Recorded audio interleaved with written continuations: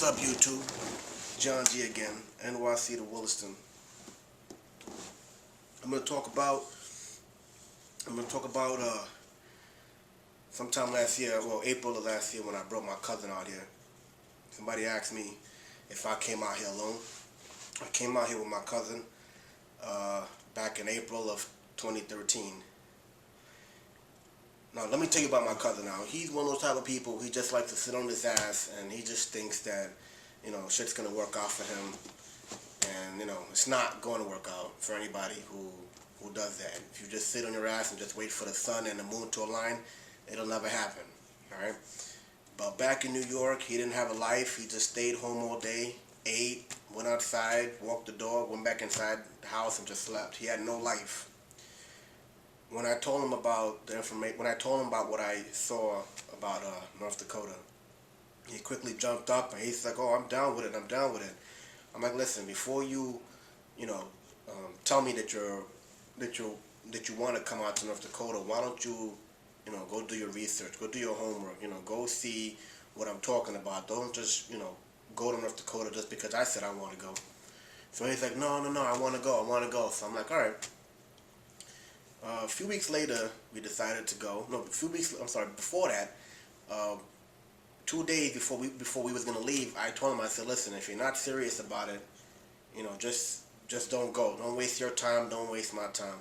And he started yelling at me, "Listen, fuck you. I told you I want to go. I'm ready to make a change." And I'm like, "Oh shit, man, my cousin's talking to me like this. You know what? Let me just shut up and listen." So he just kept on and kept on. "Listen, I'm ready to make a change. I'm tired of my life and I'm not doing nothing out here." So I'm like, to myself, I'm like, wow, my cousin, she's growing up now. Okay, you know what? I'm gonna listen to him. So I said, "You know what? That's what I want to hear, man. I'm sorry I put you down and shit. You know what? Let's go make shit happen."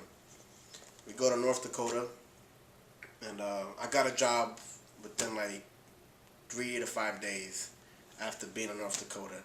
And he got a job in the oil field about maybe 3 or 4 weeks in oil field, which is not bad, all right? So he got the job. He went for the drug test. He passed the drug test. And the only thing that was left for him to take was the orientation. He backs out of the orientation. I asked him, why would you back out of the orientation? Like, we both came out here to get this job, So then he tells me that it's a dangerous job. I said, "Listen, man," I said, "we both knew it was dangerous. That's why we came out here. All right. This is what I wanted. I wanted this kind of job because it pays good. I know it's dangerous, all right. And you said you wanted the same shit also. So why do you back out of it now? Why?" "Oh, it's dangerous. I was listening to somebody. One guy said that this person lost a finger. Another person said that this guy hurt his head. This guy hurt his back." And I'm like, "Listen, we knew it was dangerous. Like, you didn't even try it out for yourself. Like, how do you know, like, you don't even know what you're going to be doing. Let them tell you what you're going to do. Try it out for a day or two. And if you don't like it, leave. But don't, like the way he did it, he didn't do it right. I know he didn't do it right. I'm not going to say I think. I know he didn't do it right. Because I would have took it, and if I didn't like it, I would have just left." All right. After that, he stayed with me for maybe a few months, but then I'm like, "Listen, if you still want to find an oil job, since I'm holding down a house, and now I got 2 jobs, and I'm working 12 hours a day. So I'm like, you know what? I'm going to maintain the housing. You go out there, you find the oil jobs, all right?" Okay, I'll do it. All right.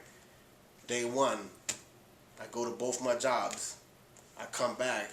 "Hey, man, did you get the information for the oil jobs?" "Oh, I forgot. I knew I had to do something. I just couldn't remember what I had to do." I'm like, all right, don't worry about it. Tomorrow's Tuesday. It's always another day, right? Yeah, okay. Tuesday came. "Hey, man, did you get the information?" "Oh, man, my alarm clock didn't go off."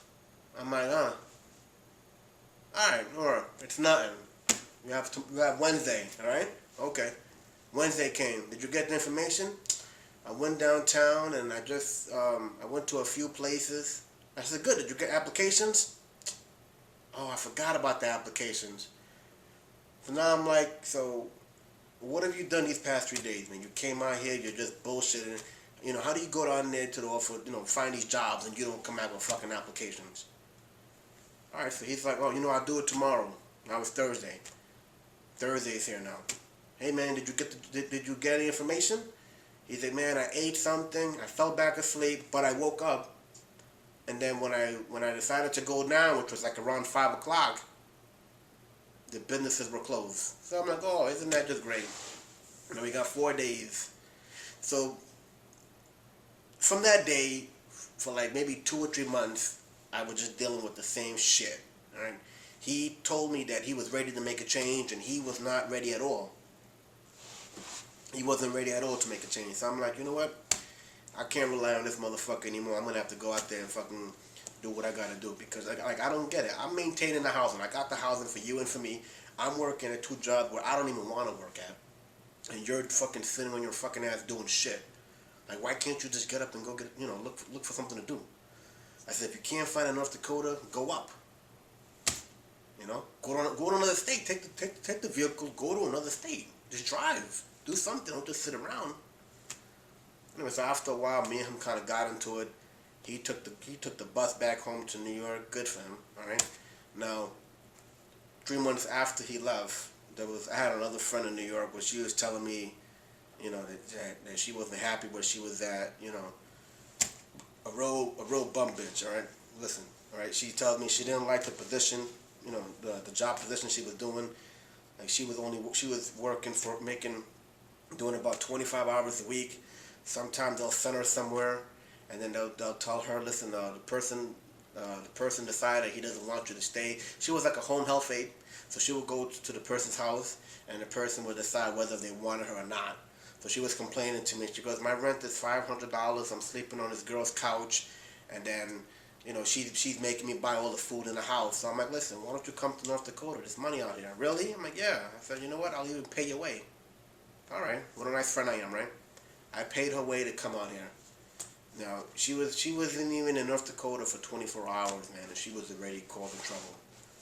And I told her before, as soon as she got out there, listen, just keep your mouth shut. All right? All you got to do is just work. You don't have to worry about nothing else. I'll take care of everything else. Just keep your mouth shut. All right?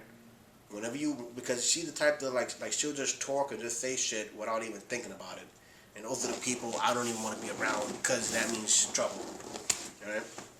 She came out here. She just started, talking reckless, talking about people. And I said, listen, don't do that shit here, because you got housing where you're at right now with me. If you fuck up, they're gonna kick you out. All right? If they kick you out, you're not gonna come with me. You're out. So she lasted about maybe 2 months. She stayed in the housing area for 2 months, and she was just causing trouble with everybody. Nobody liked her, and I told her, I said, listen, I said, just stay home. When I'm not busy, I'll take you downtown so you can you could see things. You could go a little shopping here and there, but the main thing I told her, I said, look, you have no money, so don't even worry about shopping, all right? The closest shopping mall is 2 hours away. I said, just save all your money, all right? So she's like, okay, I'll save my money. So I'm like, all right. So a few weeks later, I'm starting, packages are coming in the mail, and they're for her. And I'm like, how come you getting packages? Oh, I ordered this from this website. I ordered that from this website. I want sexy lingerie. I want sexy shoes. I said, listen. I said, I thought you said you were trying to save your money. And like, why are you wasting your money buying shit like that? If you come to Williston dressed all sexy and shit, people gonna think you're a prostitute. Is that what you want? No, but I like dressing sexy. All right, so I said, look, all right, I understand, you want to treat yourself. You could treat yourself, but you're spending your whole check on bullshit, jewelry, earrings, shoes. For what reason? There's no reason for that. There's no call for that. When I came out here, I brought all of my clothes. I mean, even good clothes that I had. All right, and I brought them to work. I didn't really have much bad clothes. Like I said, I was at a point where, I didn't know what to do. So I just brought all my clothes. Some of them are good. Most of them are good, and a few of them I got are not, just like work clothes. But I bought everything. So after a while, I'm like, you know what?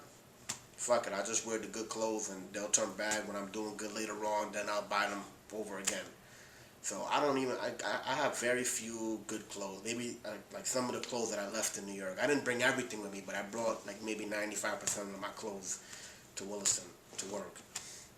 So a few months after that, she got kicked out of the house, and she's telling me, oh, it's my fault. And I'm like, how's it my fault? I'm like, I brought you out here. You was telling me how happy you was. You was telling me that you was making more money working at Subway than than you was making at home, being a home health aide attendant. Like what can I do? I brought you out here to where the money's at. All you got to do is just work and keep your fucking mouth shut. Well, it didn't work out. So after a while, what happened is that I guess she was getting lonely. I don't know what was going on, but she just started doing a lot of stupid shit. I might even want to say what she was doing, but she was doing a lot of stupid shit. And she went back to New York. She took the train back to New York, and I spoke to a friend a few days ago, and I'm like, she doing better? She doing okay? No, she's not doing good. She's still not making no money. She's still sleeping on my couch. I'm like, okay. So you know what? From this point on, we don't even communicate. We don't even talk. I don't even want to know how she's doing anymore. I don't even care. All right.